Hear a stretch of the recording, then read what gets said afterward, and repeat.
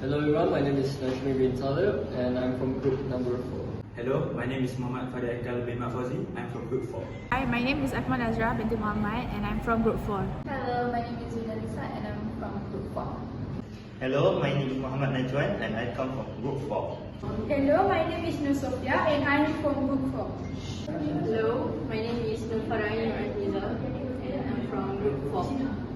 Hi, my name is Mama Medanis from Group 4. Today we're going to talk about the history of Adlerian theory. What is Adlerian theory? Adlerian theory is founded by Alfred Adler in 1970. Alfred Adler was a physician, psychotherapist, and the founder of Adlerian psychology, sometimes called individual psychology. He is considered the first communist psychologist because of his work pioneered attention to community life, prevention, and population health. Adlerian psychology emphasizes the human need and ability to create positive social change and impact. Adlerian theory is a holistic approach to psychology that emphasizes the importance of overcoming feelings of inferiority and gaining a sense of belonging in order to achieve some success and happiness. Adler's theory also stressed the importance of understanding how individuals are influenced by their social context. This approach suggests that people are driven by a need to feel that they are significant and that they belong. Today I will talk about theoretical assumptions of Adlerian theory. First is all behavior has social meanings or occurs in a social environment. One of the fundamental premises of Adlerian theory is that man is first and foremost a social being and that behavior can only be understood in the social context. Man is born into a world in which he must engage in reciprocal relationships. According to Adler, people cannot be studied in isolation. The second one is the goal of belonging. The goal of belonging is fundamental to human nature. Besides, numerous formal and informal groupings in our society attest to our desire to belong and to have a place where we are valued. We are afraid of not being accepted if we believe we will not be able to make a grade or perform the job. Our sense of belonging remains unfulfilled and it leads to anxiety and depression. Individual psychology is an interpersonal psychology. It is an interpersonal relationship with others that begins in childhood and we are dependent on others for survival. As we go older and develop, we need to cooperate with others to fulfill our goals and function effectively in society, which is called as social interest. Adlerian psychology also rejects reductionism in favor of holism. The subjective experiences of the individual moving in one direction are seen as conscious and unconscious, mind and body, approach and avoidance, ambivalence and conflict.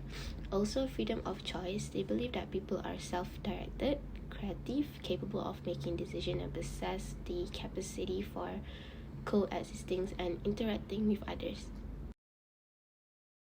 And today we're going to be talking about Adlerian theory, skills, and techniques.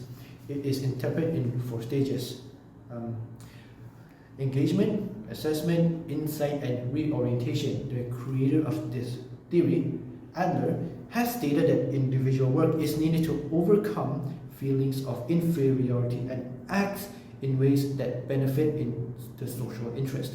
Engagement involves trust and the relationship that is built between the therapist and the person in therapy. This will allow them to agree and to work together to address the problem effectively. For assessment, it would involve about the patient's past. Understanding the patient's past would allow them to this way. The person in therapy can look and identify the core beliefs about his and her rules about life and the goals that they have set for. Next, we have insight technique. Insight technique is by gaining insight into challenges, people can overcome feelings of inferiority. Moreover, It is believed that people are most fulfilled when they are working towards the social interests. That is, when they are doing things that are beneficial for society as a whole. As a whole. As a whole.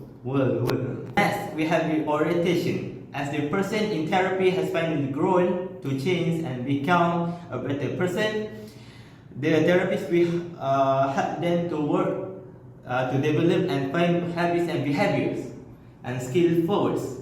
This process might involve a multitude of strategies such as reforming old experiences as well as developing new patterns.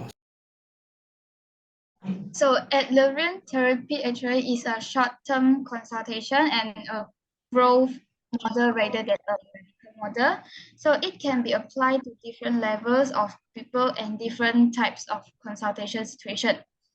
Adlerian therapy is suitable for many counseling models and treatment, such as child counseling, family therapy, group counseling, individual counseling for children and adolescents, substance abuse prevention programs, and so on.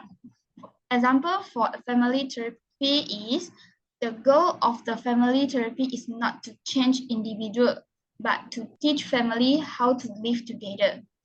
Adler believed that people are born with a potential tendency to actively care about the people, things, and things around them. He called it as social interest.